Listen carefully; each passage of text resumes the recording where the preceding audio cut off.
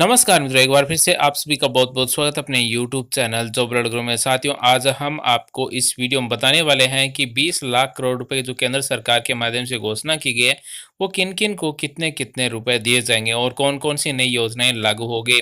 दोस्तों, आपके लिए वीडियो बहुत ही महत्वपूर्ण है, क्योंकि आप देश के नागरिक हैं और आपको पता होना चाहिए कि केंद्र सरकार, राज्य सरकारें आपके लिए क्या क्या नई योजनाएं लेकर आ रही है और किन किन उद्योगों में कितने कितने रुपए का लाभ देने वाली है। साथ ही दोस्तों, हम आपको इस वीडियो में डिटेल में बताने वाले हैं कि केंद्र सरकार आगे इस कोविड-19 से लड़ाई करने के लिए स्वदेशी भारत, जो कि आत्मनिर्भर भारत में बनाने के लिए 20 लाख करोड़ रुपए की जो घोषणा की गई है, उसमें नरेगा में किसानों को, जो घर पर काम करने वाले छोटे छोटे उद्योग हैं, उनको क्या क्या लाभ देने वाली है, ये सभी आपके पास जानकारी होनी चाहिए। साथियों, आपके लिए वीडियो बहुत ही महत्वपूर्ण है, क्योंकि ऐसी जानकारी आपको और कहीं सोशल मीडिया पर नहीं मिलेगी। खासकर ये हमने गवर्नमेंट द्वारा जारी की गई एक इंग्लिश में पीडीएफ है, उसी के माध्यम से हम आपको हिंदी में बताने वाले हैं। तो दोस्तों, आप वीडियो को शुरू से अंत तक देखें। साथ ही अगर आपने सब्सक्राइब नहीं किया तो सब्सक्राइब कर ले, बेल आइकन को दबा लें, ऑल नोटिफिकेशन सेलेक्ट कर लें।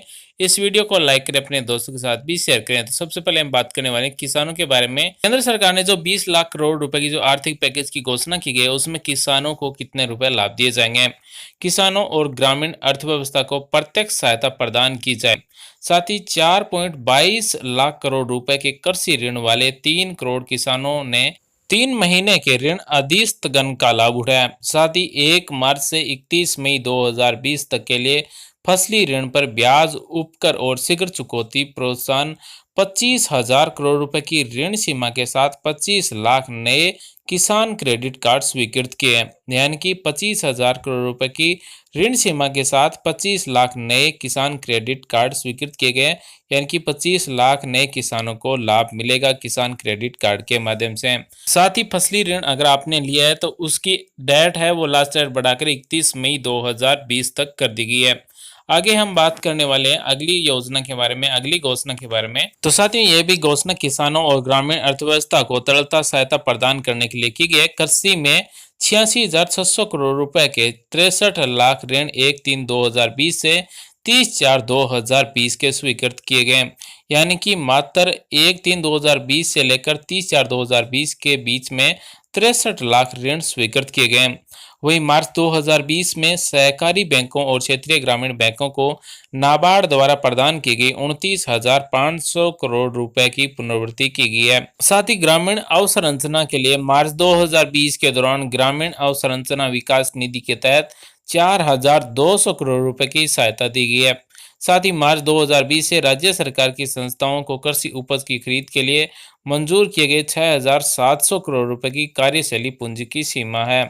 आगे हम बात करने वाले हैं कि पिछले 2 महीने के दौरान प्रवासियों और शहरी गरीबों के लिए क्या सहायताएं दी गई है। भारत सरकार ने राज्य सरकार को प्रवासियों के लिए आश्रय स्थापित करने और उन्हें भोजन और पानी आदि प्रदान करने के लिए राज्य आपदा प्रतिक्रिया कोष यानी कि SDRF का उपयोग करने की अनुमति दी है। वहीं केंद्र सरकार ने भी 3 अप्रैल को सभी राज्यों को अग्रिम रूप से अपने SDRF में धन बढ़ाने के लिए 11,002 करोड़ रुपए जारी किए हैं। वहीं 28 मार्च 2020 तक लॉकडाउन के दौरान शेल्टर फॉर अर्बन होमलेस यानी कि SUH के निवासियों के लिए उपलब्ध कराए गए एक दिन में 3 भोजन तैयार किए गए। वहीं 12,000 SHG के 3 करोड़ मास्क और 1.20 लाख लीटर सैनिटाइजर का उत्पादन किया। इससे शहरी गरीबों को रोजगार का अतिरिक्त अवसर मिला है। वहीं स्वयं सहायता समूह को रिवॉल्विंग फंड यानी कि RF का संवितरण अप्रैल 2020 में PAIAA पोर्टल पर गुजरात में पायलट आधार पर किया गया था और अब मई 2020 में सभी राज्यों में शुरू किया जा रहा है। वहीं 15 मार्च 2020 से शुरू होने वाली अवधि के दौरान शहरी गरीबों के 7,200 नए स्वयं सहायता समूह का गठन किया गया है। आगे हम बात करने वाले हैं प्रवासी श्रमिकों के लिए मनरेगा में क्या नई घोषणाएं की गई है। 13 मई 2020 तक 14.62 करोड़ व्यक्ति कार्य दिवस उत्पन्न हुए हैं। वहीं वास्तविक व्यय आज तक लगभग 10,000 करोड़ है। वहीं 1.87 लाख ग्राम पंचायतों में कुल 2.33 करोड़ वेतन चाहने वालों को काम की पेशकश की गई है। पिछले साल मई की तुलना में 40 से 50% अधिक व्यक्तियों ने नामांकन किया है। औसतन मजदूरी दर रुपए बढ़ाकर 202 कर दी गई है, जबकि पिछले वर्ष में ₹182 थे। लौटने वाली प्रवासियों को भर्ती करने के लिए ड्राइव किया जा रहा है। वहीं राज्यों संघ राज्य क्षेत्र ने अधिनियम के प्रावधानों के अनुसार प्रवासी श्रमिकों को काम प्रदान की सलाह दी है। वहीं मानसून में नरेगा कार्यों को जारी रखने के लिए योजना बनाना, जैसे वृक्षारोपण, बागवानी, पशुधन संबंधित शेड बनाना आदि का काम दिया जा रहा है। दोस्तों, हम आपको दोबारा बता दें कि यह जानकारी केंद्र सरकार के वित्त मंत्रालय द्वारा जारी की गई है। अब हम आपको बताने वाले हैं कि श्रमिकों के लिए क्या क्या लाभ दिए जा रहे हैं। असंगठित श्रमिकों सहित सभी श्रमिकों को न्यूनतम मजदूरी के अधिकार का भुगतान और समय पर भुगतान का सार्वभौमिकरण। वर्तमान में केवल 30% श्रमिकों के लिए न्यूनतम मजदूरी लागू है।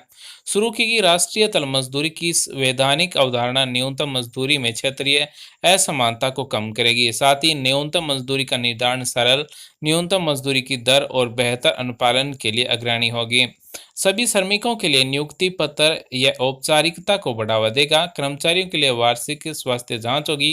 व्यावसायिक सुरक्षा और स्वास्थ्य यानी कि OSHO कोड 10 से कम श्रमिक की सीमा के साथ भी खतरनाक प्रकृति के काम में लगे प्रतिष्ठानों पर लागू होता है। दोस्तों, हमारी ये जानकारी मजदूर से लेकर छोटे बड़े उद्योग करने वाले सभी के लिए ये वीडियो बहुत ही महत्वपूर्ण है, क्योंकि हम आपको बताने वाले हैं कि 20 लाख करोड़ रुपए जो केंद्र सरकार ने जारी किया आर्थिक, वो किन किन को किस किस योजनाओं में दिए जाने वाले हैं। साथ ही अंतरराज्यवासी श्रमिकों की परिभाषा नियोक्ता द्वारा सीधे कार्यरत प्रवासी श्रमिकों को शामिल करने के लिए संशोधित की गई है। श्रमिक सीधे अपने स्वयं के राज्य में आ रहे, इसके अलावा एक ठेकेदार के माध्यम से कार्यरत हैं। प्रवासी श्रमिकों के लिए कल्याणकारी लाभों की पोर्टेबिलिटी होगी। सभी जिलों और 10 से अधिक कर्मचारियों को रोजगार देने वाले ESIC कवरेज पैन इंडिया का विस्तार अधिसूचित जिलों क्षेत्रों में उन उद्योगों के खिलाफ है। वहीं स्वैच्छिक आधार पर 10 से कम कर्मचारी वाले प्रस्थानों में काम करने वाले कर्मचारियों को ESIC कवरेज का विस्तार दिया गया है। वहीं 10 से कम कर्मचारी वाले खतरनाक उद्योगों में कर्मचारियों के लिए केंद्र सरकार द्वारा अधिसूचना के माध्यम से अनिवार्य ESIC कवरेज होगा। साथ ही गिग श्रमिकों और प्लेटफॉर्म श्रमिकों के लिए सामाजिक सुरक्षा योजना लागू की जाएगी। सेवानिवृत्त कर्मचारियों के लिए फिर से स्कीम शुरू की गई है। सभी व्यवसाय महिलाओं के लिए खोले गए और रात में सुरक्षा उपायों के काम करने की अनुमति दी गई है। असंगठित श्रमिकों के लिए सामाजिक सुरक्षा कोष का प्रावधान किया गया है। नियत अस्थायी रोजगार के लिए ग्रेजुएटी 5 वर्ष की तुलना में 1 वर्ष की सेवा पूरी होने पर ग्रेजुएटी का प्रावधान है। अब हम बात करने वाले हैं कि केंद्र सरकार ने जो 20 लाख करोड़ रुपए का आर्थिक पैकेज की घोषणा की है, वो छोटे उद्योग व्यवसाय उनके लिए क्या क्या घोषणा की गई है। विशेष रूप से व्यवसायों के लिए कल विशेष रूप से और MSE में कई उपायों की घोषणा की गई थी। वे उपाय जो आज आपकी समझ के लिए सभी उपायों को फिर से सूचीबद्ध करने में मदद करेंगे। जैसे MSME सहित कारोबारियों के लिए 3 लाख करोड़ रुपए की इमरजेंसी वर्किंग कैपिटल फैसिलिटी होगी। साथ ही 200 करोड़ रुपए तक के सरकारी निविदाओं के लिए कोई स्वेच्छा निविदा नहीं होगी। वहीं जून, जुलाई और अगस्त 2020 के वेतन महीनों के लिए 3 महीने के लिए व्यापार और संगठित श्रमिकों के लिए EPF समर्थन का विस्तार MSME और अन्य व्यवसायों में श्रमिकों के लिए तरलता प्रदान करेगा। साथ ही PMGKP और इसके विस्तार के तहत सरकार द्वारा कवर नहीं किए जाने वाले श्रमिकों के लिए अगले 3 महीनों के लिए सभी प्रतिष्ठानों के लिए नियोक्ताओं और कर्मचारियों के लिए EPF योगदान 3 महीनों से 3% से 10% तक कम हो गया है। यह मध्यम वर्ग के कर्मचारियों को भी मदद करेगा। श्रमिकों के लिए तरलता प्रदान करेगा। MSME और अन्य व्यवसाय में भी ये काम करेगा। संविदात्मक दायित्वों को पूरा करने के लिए 6 महीने तक के विस्तार से दिए गए ठेकेदारों को राहत, जिसमें EPC और रियायत समझौते भी शामिल हैं। साथ ही व्यापार के लिए कर राहत के रूप में लंबित आयकर को धर्मार्थ ट्रस्टों और गैर कॉरपोरेट व्यवसाय और व्यवसायों को तुरंत जारी किया जाना चाहिए। साथ ही वित्त वर्ष 2020-21 की शेष अवधि के लिए स्रोत पर कर कटौती और स्रोत पर एकत्रित कर की दरों में 25% की कमी और विस्तारित कर से संबंधित विभिन्न कर संबंधी अनुपालना के लिए देय तिथियां सभी व्यवसायों को लाभान्वित करेगी। अब हम बात करने वाले हैं गरीब किसान श्रमिक हैं, उनके लिए क्या क्या नई घोषणा की गई थी। आपको बता दें कि 2 महीने के लिए प्रवासियों को मुफ्त अनाज की आपूर्ति दी जाएगी और विभिन्न राज्यों में प्रवासियों को खाद्य अनाज सहायता की आवश्यकता होती है। जो प्रवासी न तो राज्य में NFSA या फिर राज्य कार्ड लाभार्थी हैं, उन्हें तैनात किया जाएगा उन्हें प्रति व्यक्ति 5 किलो अनाज और 2 महीने के लिए प्रति परिवार 1 किलो चना प्रदान किया जाएगा। साथ ही लगभग 8 करोड़ प्रवासियों को लाभ होने की उम्मीद है और ₹2 महीने के हित इस आशय पर 3500 करोड़ रुपए खर्च किए जाएंगे और ये पूरी लागत भारत सरकार के द्वारा वहन की जाएगी।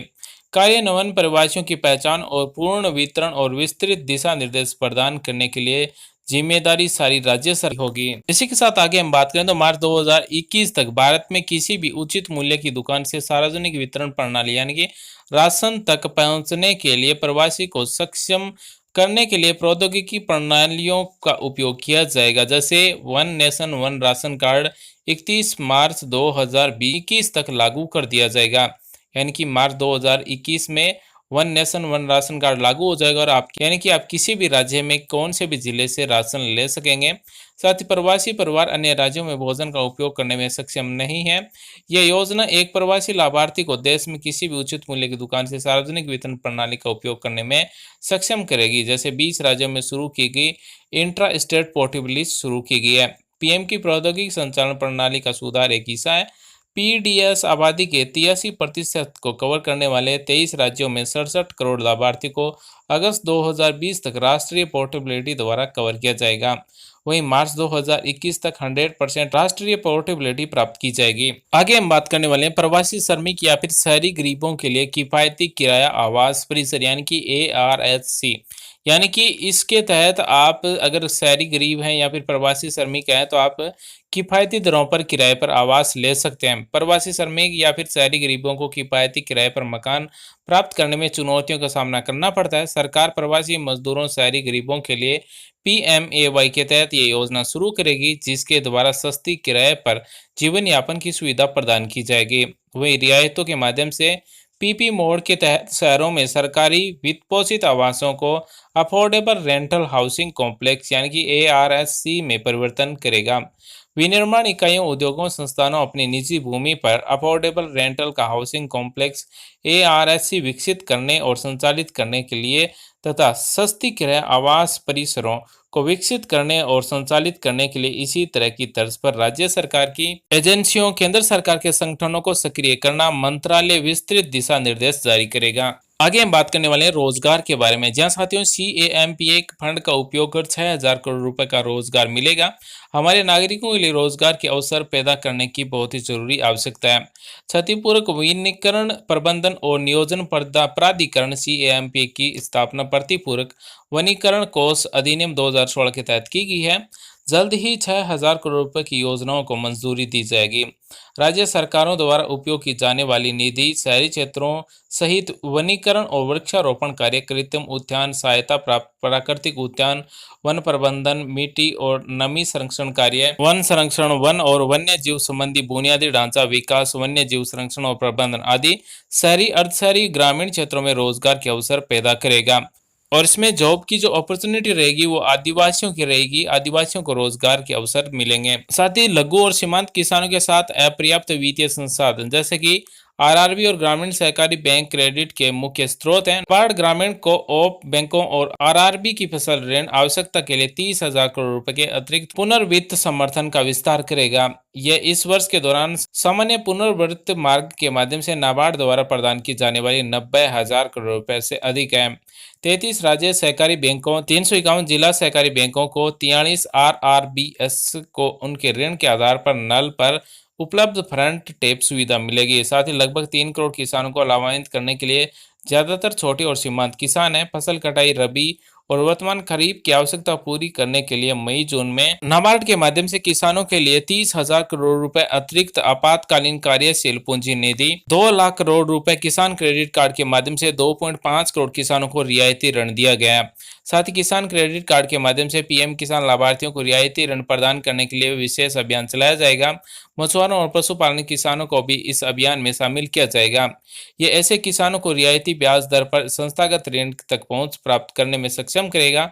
2.5 करोड़ किसानों को कवर किया जाएगा और लगभग 2 लाख करोड़ रुपए के ऋण प्रवाह से लाभ होगा। तो दोस्तों ये तो आज का हमारा वीडियो विशेषकर उन लोगों के लिए जो ये जानना चाहते थे कि 20 लाख करोड़ रुपए की जो केंद्र सरकार ने घोषणा की है वो किन किन योजनाओं में किन किन लोगों किस तरह से दिए जाएंगे, ये हमने आपको डिटेल के माध्यम से बताया। उम्मीद करें दोस्तों हमारे द्वारा दी गई जानकारी आपको अच्छी लगी होगी, आपकी समझ में आई होगी। फिर भी सवाल विचार तो आप में कमेंट करें, हमारी तरफ से आपको तुरंत रिप्लाई किया जाएगा। साथ ही में बताइए वीडियो कैसा लगा। वीडियो देखने के लिए धन्यवाद दोस्तों। Thanks for watching. आपका दिन शुभ हो। जय हिंद साथियों।